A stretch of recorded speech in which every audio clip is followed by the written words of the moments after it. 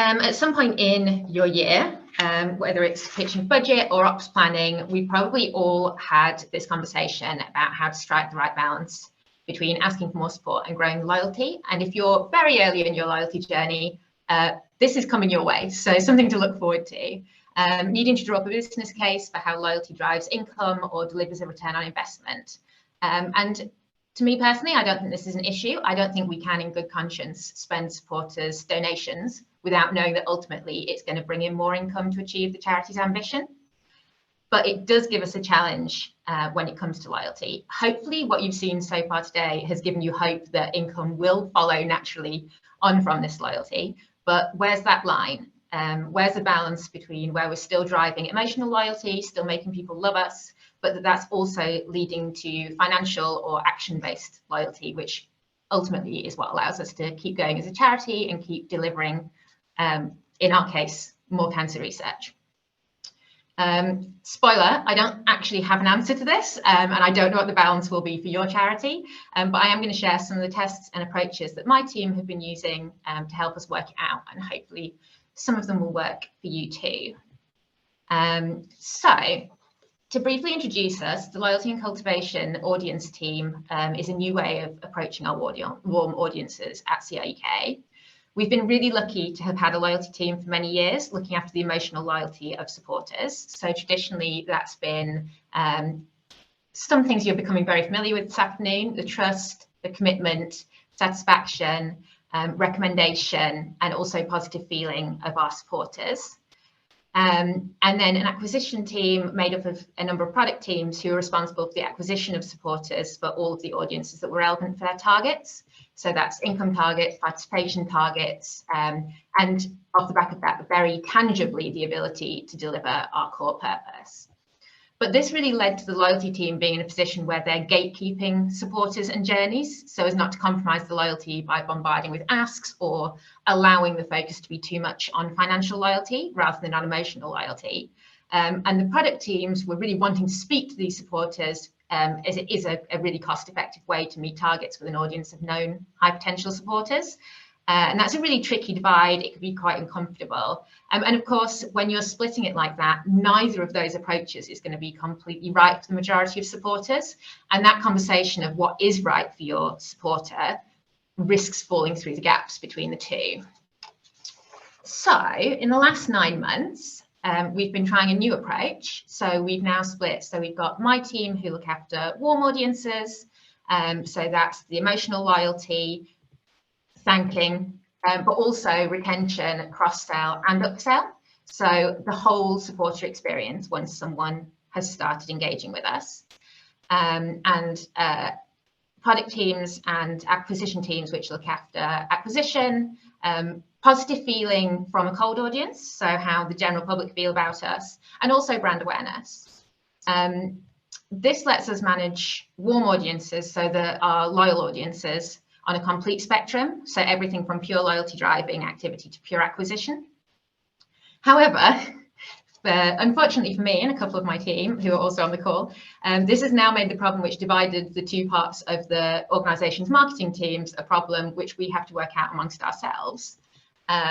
So fundamentally, our dilemma is, this is what we want. We want all our supporters to be happy, to love us, to understand and believe in our causes, to be out there fundraising. We want Race for Life supporters as far as the eye can see. That's a genuine photograph, by the way. So we have a little bit of that. But we know that it's a delicate balance of how much we can ask of people. I think this is something that probably all of us are in fear of when we're building our comms, even loyalty comms, but also especially asks to our more loyal audience. And it's a particularly, I got this off Twitter at the weekend, so it was very timely. People don't want to feel bombarded. People already feel like they get too much comms. It makes them worry about signing up for things. And it's a particularly delicate balance for charities because there is a sense that we're spending their money contacting them about giving them more money. So I think we have a much tougher job in many ways. So luckily, I'm a huge data nerd, as is everyone who's talked today, so I'm very much in my happy place. And I do think there are insight approaches that we can take which will help us understand and start to balance out this dilemma. So one of the things that my team does is make sure we're gathering regular in-the-moment feedback through using thumbs up and thumbs down on our emails. So this relates to specific emails. It's on every email that we have. And all we do is track the clicks on the icons. So the icons are links.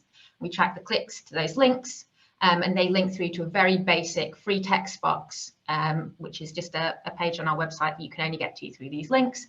And they can tell us more if they want to. So it doesn't need any special functionality beyond very standard email content building.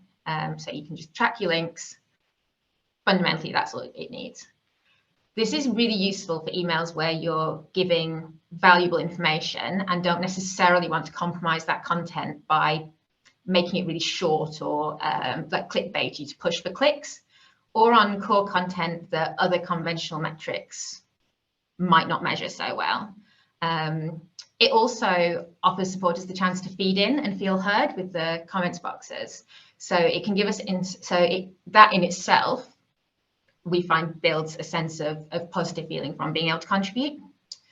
And it gives us real insight into why some types of email perform better than others. So instead of just looking at our open rates or our click rates and trying to guess, we generally get enough feedback to understand at least partially what might be going on with the more kind of blanket metrics. I would say the key is to find out what's normal for you and what's normal for the different type of content that you have. So for example, our average thumbs up on one of our regular loyalty e-news emails, which send fortnightly, is 3,374 thumbs up. And our average thumbs down on the same content is 121 thumbs down. So that's a pretty nice ratio. We're quite happy with that, but it means that we can monitor that ratio and start to see where we're tipping things out of balance. Our most personalized, impact-focused thanking email this year got 10,829 thumbs up from the same audience. So testament to everything that everyone has said about how important thanking is and personalization. And generally ask-focused emails, so things that purely talk about ways to get involved or purely push an appeal ask, get around 2,000 thumbs up. And actually, surprisingly to me, about an average number of thumbs down, so still around the 120 thumbs down mark. So from that, it seems that they're not building love in the same way if we're putting a lot of, if we put a strong ask out, but we're not actually sacrificing building. So we're sacrificing building additional loyalty, but we're not actually costing loyalty from the majority of our supporters. It's not making them love us more, but it's not necessarily turning them off to us. So knowing this level of detail means that we've been able to use content that generates lots of positive feedback to build up loads of positive feeling ahead of or immediately after asks or other potentially risky content. And also check that we aren't pushing asks too far. So these are real examples on screen of thumbs up comments and thumbs down comments from recent ones. The thumbs up is just lovely. Apparently our email felt like a big hug, and if that's not what you want to hear from supporters, then I don't know what is. And then the thumbs down are very often either related to someone's personal experience and why those comms aren't working for them in the moment, or a lot of them are very specifically about content, which is very useful. So for example, you've got too political. Generally it's actually not about asks, but it's still really important for us to know why people, like if how our supporters do feel about more political emails or more if the asks are getting a little bit harsher. And it's just a really nice reminder for the most part of the real supporters who are behind your data.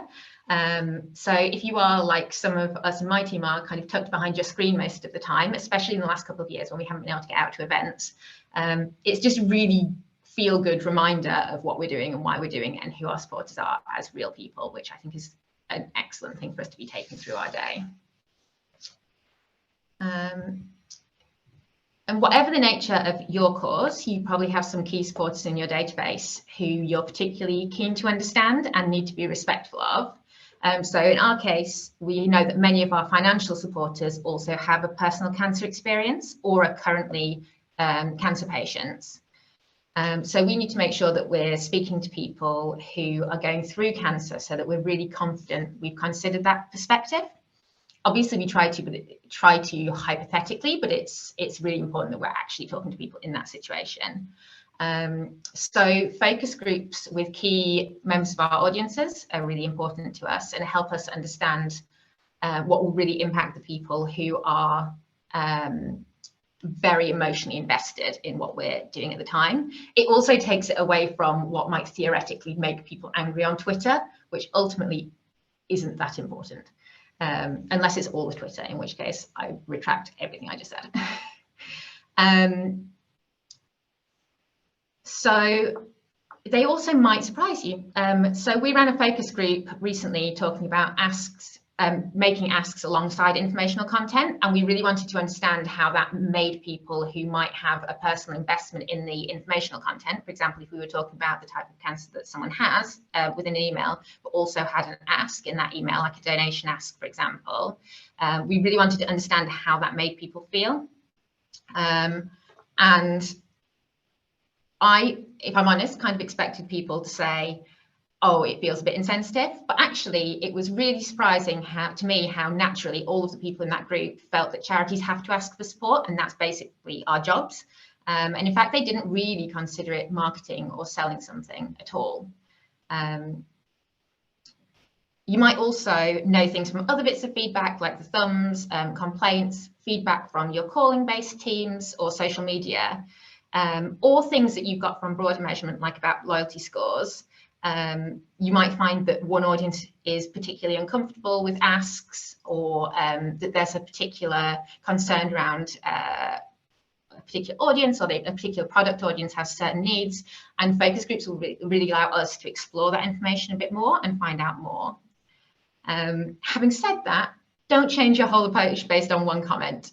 We do also survey our supporters who engage with our regular emails to understand them on a much broader basis, so that we're not getting too carried away with one piece of information from one person, or, oh, well, those 6 people said they don't mind us doing asks, so let's ask all the time. This year, we asked our regular e-news supporters what content they're most interested in, and as we expected, as you can see on the graph, being asked to do more came bottom, but when you look at the percentages, a substantial majority of respondents were still either interested or very interested in the ways that they could support CRUK. So 81% of respondents to the survey, and there were several hundred respondents, so it's a much broader base than a focus group, were still either interested or very interested in hearing about ways to support CRUK's work. So these broader, more top-line insight pieces are really important to us for helping maintain perspective. And also helping us maintain perspective, the longer-term measures, which really ties into what Roger was talking about. So if at all possible, we found it really useful to find ways to measure long-term loyalty of supporters. So we at CRUK use About Loyalty for this. And it allows us to monitor how supporter loyalty is building over time, and also make sure that nothing that we're testing in the short term is having an unforeseen long-term impact. For example, we could go in with a really hard ask with loads of urgency that works brilliantly in the short term, but ultimately causes supporters or a particular subgroup of supporters to stop engaging longer term, either because they're scared of the content a lot of the time, especially with some of the content that we have. If we make it sound too negative and too doom and gloom, it would be very understandable that people just wouldn't want to engage with that anymore and wouldn't want to read it anymore. And then ultimately that means that if you want to achieve the same impact again from the next campaign, you have to start with a cold audience, which is ultimately going to cost you a lot more. This is a bit of an aside, but while you're putting all this work into understanding your supporter base, we found it really useful to see if we can understand what else supporters have going on in their lives. So this could be really simple things. So we've seen a really significant and surprisingly sustained uplift in engagement when we're talking about COVID-19. And this is mostly in the context of additional support for cancer patients, changes in treatment for cancer patients, or impact on services rather than the impact on us as a charity. But it could also be, especially if you're doing paid advertising rather than using your own database, It could be understanding that people are more likely to step back, for example, from donating when they've just had a major life change, like moving house or starting a family. I'm not suggesting that we start targeting people explicitly with asks based on that. We probably don't want to veer into creepy following people around the internet territory if we want them to love us and feel loyal to us. But it might help make decisions about when it's appropriate or most effective to include or exclude people from asks. So what? So we're doing short-term insight, we're doing long-term insight. What does it mean for us? So we've gathered all the data, and so hopefully at this point, you know, you're doing sort of okay, and you know what comms are likely to drive strong positive or negative reactions. And by gathering the long-term data, we can tell if we're building the cumulative levels of loyalty that are going to give us the sustainability and stability of income for years to come. And tracking the immediate responses, we can understand which audiences respond best to which content and the emotions that those specific bits of content drive. A really key learning for me from the work we've done in this testing this year is that for most of our audiences, asks don't deplete their positive feeling towards us, as long as the asks are in managed quantities and appropriate. But they also don't add to a sense of loyalty. So our approach that we are very much in the test phases of is building holistic marketing plans for the coming year, which use this insight and allow us to test it further. So using the insight we gained, we started planning a narrative of our year around key asks for key audiences with the aim of continuing to grow loyalty overall, but also meeting business goals and still feeling confident in making asks when we need to, and reminding people of what we're doing as a charity that they can contribute towards. So for example, in this example, we're building a narrative around a campaign which is happening kind of towards the middle there. And 3 months out, this is sort of our baseline level of comms. We've got quite a lot of impact information in there. We've got quite a lot of information about services or treatments or research breakthroughs in there. We've got a bit of thanking, and we've got a little bit of ask, which is probably going to be smaller asks. Then as we get to 2 months out from the campaign, we're really upping the amount of impact we're demonstrating, and slightly reducing the amount of information, so that we're building up a sense of understanding of what people are contributing to, and that sense of community and contributing to a wider impact. 1 month out. Sarah, sorry to interrupt. Yeah. You see on the screen that says hide. Can you just click on where it says hide? There we go. Perfect. Thank you. I didn't know whether you guys could see that or not, and I'm quite sad that you could. So 1 month out, we're ditching the asks altogether. So they might have been small asks earlier on, so a gentle donate ask included in a wider comms, for example, or like a small low commitment event. 1 month out from the big campaign, whether it's, for example, a big appeal, we're ditching the asks altogether. We're just focusing purely on impact, information and thanking. And as you can see on the loyalty over time at the bottom, at this point, we're really trying to build up that reservoir of loyalty so that we can go into the ask in campaign month, hit really hard with an ask, some impact and some thanking the whole way through. And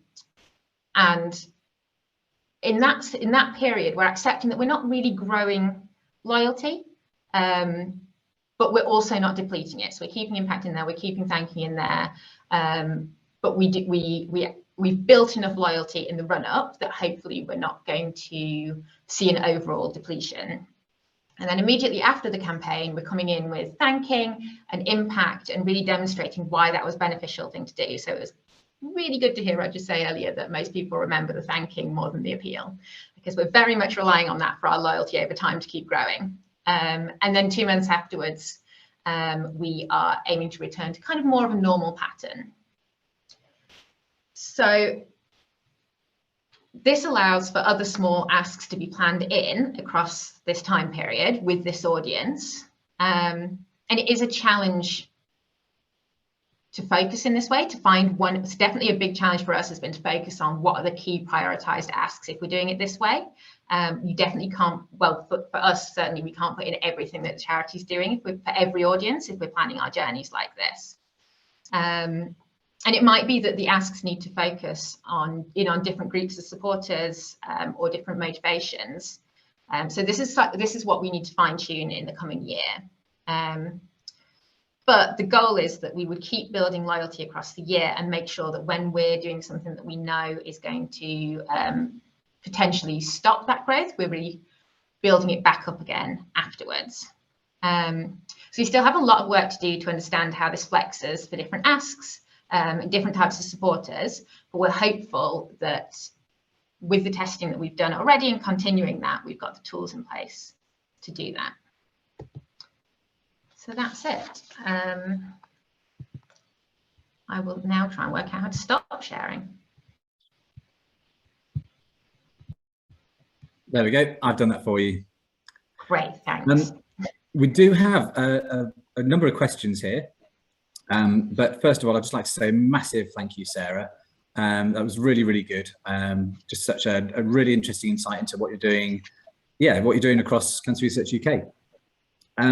I think one of the areas that got a lot of interest actually was the button, the thumbs up and thumbs down button, which I did love myself. Actually, it was so simple and effective, and I think it's really seductive, isn't it, in terms of its rapid response of information, so you can get your net scores and your best emails and that's great, really, really good. Yeah, I mean, it's worth bearing in mind that not everyone gets to the bottom of the email, so you are still, you're as with all surveys, you're surveying a specific group of people, but the people who are really angry will tell you, and sometimes that's the most important thing to know. Absolutely, absolutely. So the first question was, what action, so this is about the email, so if you've got thumbs down, what action do you take for specific supporters who click thumbs down? Do you opt them out of some emails? Now, I guess you might not be able to identify them, but... No, so we're very clear in the form that well, it's not a form, it's a single free text box. We're very clear that we can't do anything specific for them. So it's anonymous, which is obviously beneficial in most ways, but it does mean we can't opt specific people out. We do direct them in the copy under the free text box to opt out, where they can opt out if they want to. Quite a lot of the comments are people asking to opt out still, but on the whole, I think it's still better to gather that feedback than to not. Yeah, absolutely. Yes, I thought that would probably be the case, but I mean, it's interesting. It's more broad brush feedback. It's more broad brush than that. So we can't change things for specific people, but if we got a significant amount of feedback that people didn't like a specific piece of content, or a specific email was getting very negative feedback in a way we wouldn't expect, then we would certainly factor that in and take it in for further research. I mean, it's incredibly valuable feedback, isn't it? Incredibly valuable. So another one here. Do you and your team oversee and/or manage all warm audience communications? And this is asked in terms of ensuring that asks are not sent out in advance of campaign month. So I guess it's an operational management question and how that works. Good question. Yes, it's a really good question. So we're getting there. It's a very big organisation. In theory, yes, when it's things, and certainly on a mass scale. So anything that's going out via mass email from the organisation as a whole, we would really hope that we know about it, and I think we do for those. When it's Canvas supporters and it's more one-on-one, that starts to fall slightly out of our remit. But if there's an audience that we think is likely to get a lot of benefit more from specific Canvas asks, we would exclude them from our mass communications, so they're not getting both. So on the whole, yes. Excellent. This is now a slight shift in question. This is one of the first ones that was asked, and this was in relation to the focus groups. So how often do you hold focus groups, or so are they regularly, or are they as and when to bring insight into specific things you're looking at releasing or have released? And then how do you select the group? So there's someone here who's, I think, probably keen to run some focus groups. Those are great questions. So as an organisation, we have a monthly patient panel. It's not always my team that does that. We would run a lot, and it's not always marketing. We would run quite a few different areas, pass them different ideas, and that might be at all stages as well. So the one that I mentioned around talking about asks was very early stage, just a general conversation about how they might feel about us putting asks in more informational content. But we would also take finished creative to them. The teams that do the big above the line, like TV campaigns and things, would run them past them at early stage as well. So they're monthly, but different people across the organisation feed in. We also have panels of volunteers and panels of scientists that we can run things past as well. They're selected, people are asked to volunteer for them, and then they're selected on that basis, and it rotates, so people aren't being asked too much of. How often would people generally be asked to take part in a focus group? I believe that most people do it for a year, and they will do it every month of the year, but I think there are excess people, so not everyone has to do it every month. Excellent. Great to have so many warm supporters who are able to offer their time and volunteer in that way. They're not always huge either. The focus groups can be quite small, so you don't need right. thousands of supporters. You don't need an email database of hundreds of thousands to do it. You just need that committed group of 6 or 10 people. Excellent. I think we might have time just to squeeze one more question in, and it's about in relation to the tick boxes and feedback. Does this go to your supporter engagement team to read and review, or does it get reviewed by an individual member of your warm audience team? So how's that kind of feedback reviewed and acted on? So the feedback that comes through the thumbs up, thumbs down comes to a member of our team. If there are any, there is links out to the complaints team if they need it, and those ones will, or the complaints will also come back to us to review. So we would see both people's actual kind of really serious complaints and the thumbs up, thumbs down information as well. If we got something through that we felt needed escalating, we would then take it out to the complaints team, but because it's anonymous, there's not a huge amount we can do. But it is a fairly substantial part of a member of my team's job.